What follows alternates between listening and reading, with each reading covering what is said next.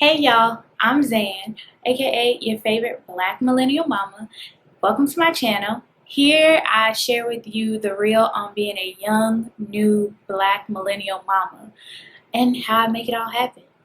Alright, so today we're going to be talking about returning to work after making the super awesome decision to breastfeed your baby and what that transition is like and how to prepare yourself and your baby for the shift that happens once you return to work and you're no longer nursing on demand. Now you are pumping on a schedule to provide milk and nourishment for this human being that you are separated from for like 90% of the day. Stay tuned.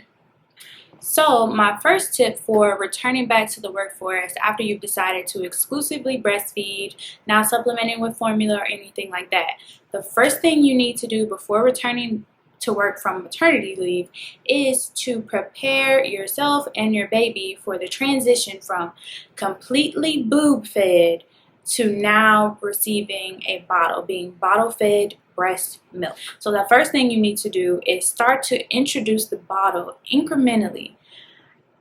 I know a lot of breastfeeding moms, at least I did when I first started thinking about the whole thing of introducing a bottle. My son wouldn't take a bottle. He had issues latching on in the beginning, and it was hell trying to get him to take a bottle in the beginning.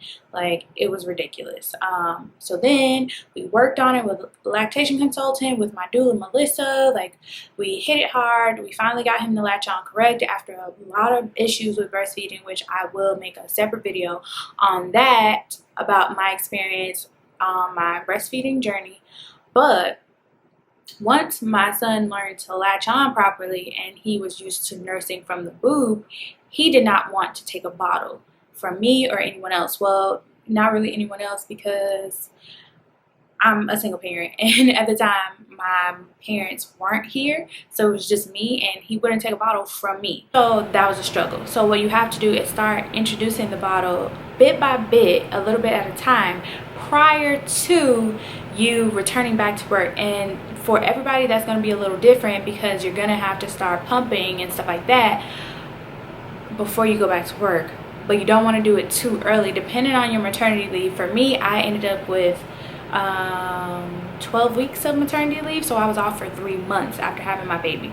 That is super generous thanks to the Air Force. A lot of people don't have that, and some people have way more than that. Some people have the luxury of being a stay-at-home mom after they give birth. Like I said, I'm a single parent, so I don't have that option. Some people's maternity leave is only 4 weeks, only 6 weeks, and that's like a critical time in breastfeeding when your milk is starting to regulate, because it's starting to learn, your boobs are learning how much they need to produce to feed your baby and keep your baby satisfied. So you want to introduce the bottle a little bit at a time. You want to start pumping once, like after a feed. You feed your baby and then you pump for 5 to 10 minutes after, get a little bit of milk, and then at that next feed you want to go ahead and try to give the baby the bottle. But when feeding your baby a bottle, you want to make sure you are pace feeding your baby. Get a slow drip nipple, a preemie nipple if you have to, depending on the type of bottle that you decide to go with. Try out a bunch of different bottles, because my kid started with the Philips Advent bottles, but then he didn't like those anymore and he wouldn't drink it, so then we ended up going with the Dr. Brown's. Paced bottle feeding. It's going to help your baby to stay trained to have to work for the milk, so then they're not gravitating more towards bottle when it's time to feed, because they know they're gonna get all of the milk at one time and they're not gonna have to work that hard for it, versus going on the boob and them having to nurse really fast to stimulate a letdown reflex and then getting the milk and drawing the milk out. So there's that. But yeah, you kind of have to play around with it a little bit, but you need to do your research on introducing a bottle, when's the right time. The Leche League has a ton of information on there. They're a huge resource for the breastfeeding community, whether it be in the US or internationally. They are lifesavers. Like, I don't understand. So tip number 2 is going to be to start slowly and progressively spending more time away from your baby. If you can start like a week to 2 weeks before you go back to work, that is going to help you a great deal, because you don't want to just be with your baby all day every day and then all of a sudden you're gone for 8, 9, 10, 12 hours a day, depending on what your work schedule looks like. Your baby's going to go through separation anxiety because they've been with you all this time, and then all of a sudden you've disappeared, you're gone. They start to freak out. They don't understand what's happening. Spend 30 minutes away right when you know baby's going to be hungry, and then you go ahead and have the bottle pre-prepared, and then have them spend that time with them without you around, and then train them on paced bottle feeding so they know exactly what they're doing, and then you have them give the baby the bottle. It's going to save you a headache. It's going to save you heartache, because you're progressively going to spend more time away from your baby, so you kind of get used to it.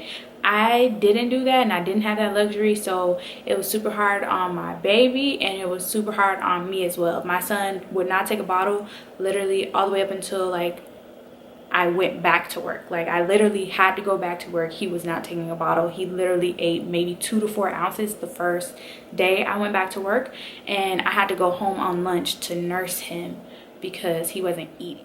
All right, so tip number 3 is going to be to go ahead and try to put yourself on a pump schedule that mimics your baby's natural feeding schedule or rhythm. Nurse your baby in the morning, and then that first day, nurse your baby.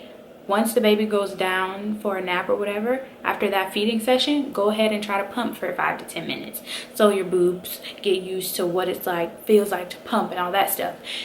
And you start for a few days only pumping like once a day, like after feeding, and then you can increase it to a couple of times a day. But you have to keep track of what times your baby is typically getting hungry and what time they typically are eating, so that you can start to mimic that, take note of that, so you know if you need to nurse them before you leave for work, and then get a few hours under your belt while you're at work to get reacclimated, give yourself time to be at work and get back in the groove, and then go and pump for that first session. Set alarms, set timers. And tip number 4 is like a common sense kind of thing, but pack everything you think you possibly will need at work for pumping.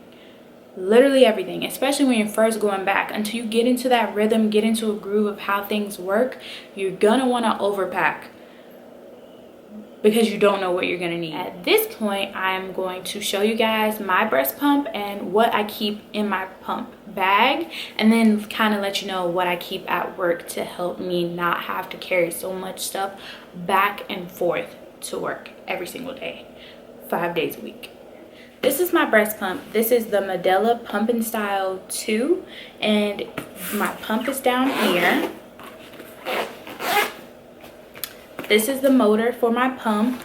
This is my tubing for my pump, and I keep additional tubes at work so that I don't have to worry about these getting old and like forgetting when to change them out. I keep them at work, write a date on them for opening, and then you can't go wrong because you already have them with you, so you don't have anything to remember. And then the power cord is here tucked in on the side. I also keep a Sharpie here in this little pocket here. Inside my pump bag, I keep a pump bra, a Medela pump bra. So it literally looks like a bandeau with the nip holes cut out, zips in the front. My flanges, I usually keep these in a Ziploc bag here on top. Ziploc bag with the flanges and the main body of my pump, and then everything is good to go. I put the flanges in through here, have these hanging like that, and then I bust this bad boy, which is my cooler bag for transporting and storing my milk on the go. When you open this up, it has a little ice pack, and it's literally like a little cooler bag. And in here, I will typically have some little Medela pump bottles or another type of like pumping bottle. I also keep storage bags in my bag, as well as an extra box in my desk at work, because you never want to get caught slipping. Yeah, and that's pretty much it. I also keep at work a cleaning solution, Medela cleaning solution and sterilization solution for my pump parts. I also keep a sterilization bag to pop in the microwave to wash, sterilize my parts. So before I go, I just want to say that for some of us, breastfeeding is a super easy journey. For me, I can't say that's my story. Breastfeeding was very difficult for me in the beginning, and it still has its bumps in the roads, and like I said, I'm going to talk about that in a separate video. But pumping can be very difficult because you can forget so much at home, especially when you work in a completely separate location and you forget these things.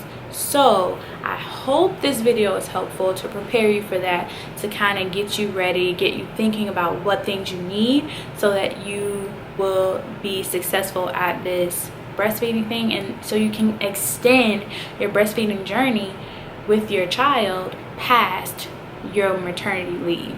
It doesn't work out for everybody, but we don't want it to not work out just because it's a little bit difficult or it takes a little bit, like a little bit of a learning curve. Happy feeding, happy nursing, happy pumping, and I will see you all in my next video, which will be my breastfeeding journey.